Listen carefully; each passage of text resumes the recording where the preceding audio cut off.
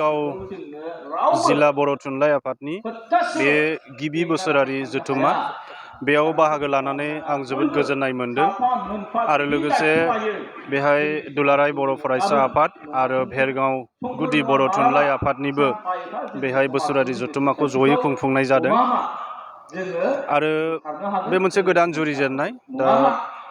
भेरगाव जिल्ला बर' थुनलाइ आफादनि थाखाय बेयो मोनसे जारिमिनबो दा बेनिखायनो गिबि जथुम्मायाव एसे थुलुंगानाय होनायनि थांखिजों आं बेहाय बाहागो लाफैदों आरो बर' थुनलाइ आफाद दुलाराय बर' फरायसा आफादा जयै बेबायदि हाबाफारि लानो हानायखाय आङो भेरगाव जिल्ला बर' थुनलाइ आफाद आरो भेरगाव आन्चलिक एबसु बिथांमोनखौ आंनि हामलायथि जासिग्रोबाय आरो समनि थोननाय जों बर'नि माहारियारि आफादफोरा खौसेयै खामानि मावलांनांगोन आरो व्हाट इज ट्रुथ सैथोआ मा बेखौ संदाननानै जों आवगायलांनांसिगोन।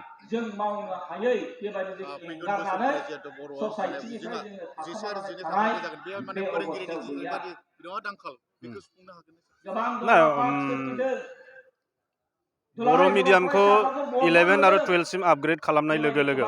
जोंनो फोरोंगिरिनि थिसनथाइखौ नांगोन नाथाय सरकारा बेसेबां फोरोंगिरि होनो हागोन बेनि सायाव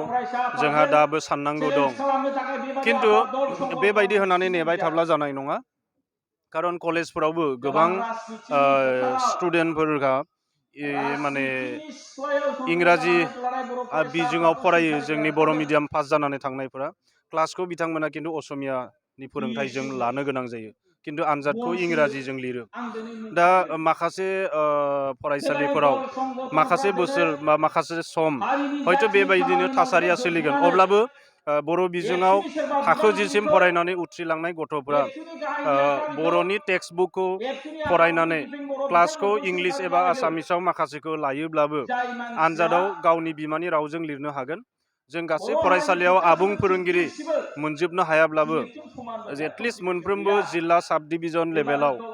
गंफा गंनै हायार सेकेन्डारि स्कुलखौ फुल प्लेजेड खालामनानै आरो बर' बिजोंखौ जों जागायजेननो हायोब्ला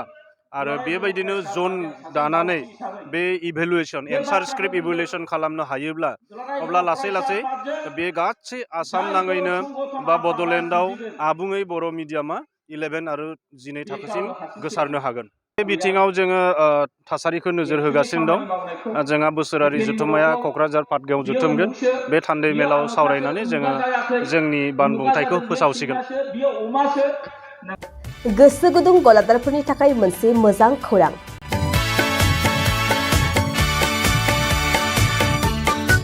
अदालगुरिनि रौता सारियालियाव खुंनो लानाय मिरु एबसुनि 50 बोसोरसालिया जथुम्मायाव एगजिबिसननि थाखाय गलादारफोरनिसिम जर'खा फोसावनाय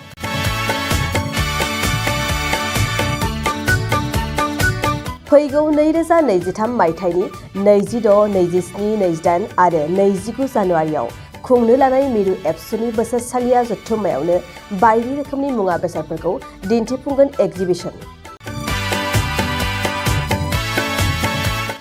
बे एगजिबिसनावनो आबादारि, हेन्डलुम, टेक्सटाइल, फिचारि आरो हारिमु बायदि बायदि आयदाफोरखौ दिन्थिफुंनो थांखि लादों बानजाय आफादा।